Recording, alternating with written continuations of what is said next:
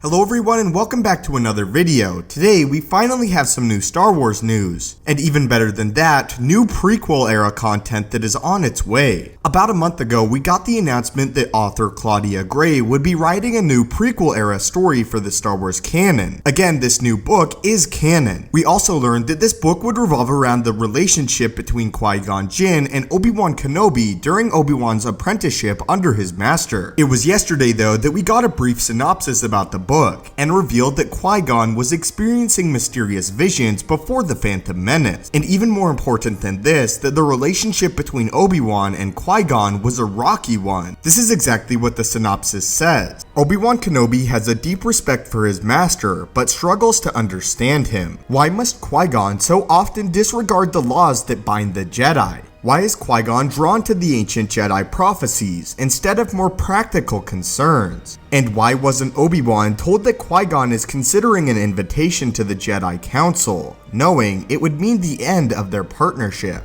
The simple answer scares him. Obi-Wan has failed his master. Just by this tiny write-up, we learned so much about Obi-Wan and Qui-Gon's relationship before the Phantom Menace. The book hints that it will reveal answers that the Star Wars fanbase has had ever since the Phantom Menace was released in theaters. That being, what is Qui-Gon Jinn's fascination with Jedi prophecies, specifically ancient Jedi prophecies, and one in particular, the prophecy of the Jedi Chosen One that would destroy the Sith. In another little synopsis, we learned that Qui-Gon Jinn is experiencing visions of his own, in quote, visions of violent disaster, and that together Obi-Wan and Jinn travel to a far-off world to explore these visions. We also discovered through the write-up, just right before the events of the Phantom Menace, Qui-Gon Jinn was offered a seat on the Jedi Council. But as we know, that offer would eventually be removed, or Qui-Gon Jinn would refuse to take a seat. In Legends, Jinn was never offered a seat on the council, although many Jedi believed that he deserved one. Now in canon, we'll finally get the answer as to why Jinn never sat on the council. In Legends, it was because he was considered too rogue, with a lot of Jedi even considering Jinn a gray Jedi master. Just as Obi-Wan states, Jinn never really followed the laws of the Jedi Order. He was a follower of the true living Force, and therefore Qui-Gon would follow the laws of the Force before the laws of the Jedi, something that is referenced in this canon book. I know it may not seem like it, but this is a huge milestone for the Star Wars fanbase, as we've been asking for prequel era content for years now, ever since Disney acquired Star Wars. So now that they're deciding to flesh out a character from the Phantom Menace, it's a big deal, especially one as mysterious and canon as Qui-Gon Jinn, and admittedly a fan favorite character. But what are your guys' thoughts to this new addition to the Star Wars canon, and that we're finally getting a prequel era book about Qui-Gon Jinn and a Padawan Obi-Wan? As always, my friends, thank you so much for watching. May the Force be with you, and have a great day. Before you go, be sure to check out my other channel, The Marvelous Wave, where we talk all about the Marvel Cinematic Universe, including news, breakdowns, and theories about all upcoming and past Marvel movies. Link to the channel is in the description below.